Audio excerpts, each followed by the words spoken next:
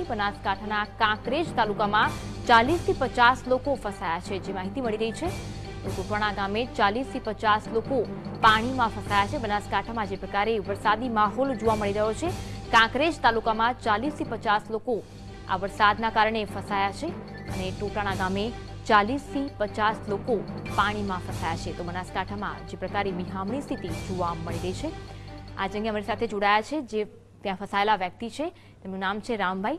रामभाई, शुं कहेशो, केवी परिस्थिति जोवा मळी रही छे, केवो वरसादी माहोल छे ने केवी स्थिति छे? वरसादी माहोल हाल वरसाद चालू छे। हाल कोरमोर बनास नदी अने हो जी कहेवामां आवे छे होનું पाणी चालू छे। हाल एक बेड उपर अमे 40 થી 50 લોકો फसायेला छे।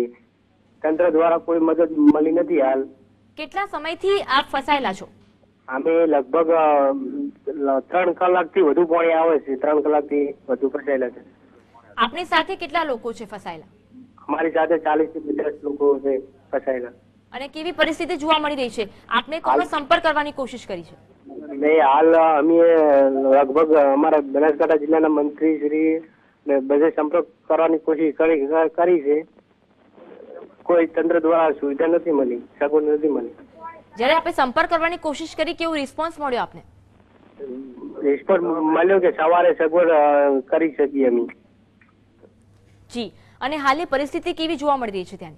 હાલની પરિસ્થિતિ પાણી ચડતું આવે છે અને સામેથી ફોન આવે છે કે શીપુ નદીનું પાણી કે ડેમ તૂટી જવાયો છે અને બનાસ જાતિવાડા ડેમમાં વધુ પાણી છોડવામાં આવે છે। એટલે હાલ જી, અને આપ જે ફસાયેલા છો, જેટલા લોકો ફસાયેલા છે, ફૂડ પેકેટ્સની કોઈ વ્યવસ્થા કરવામાં આવી છે? ભોજનની કોઈ વ્યવસ્થા કરવામાં આવી છે?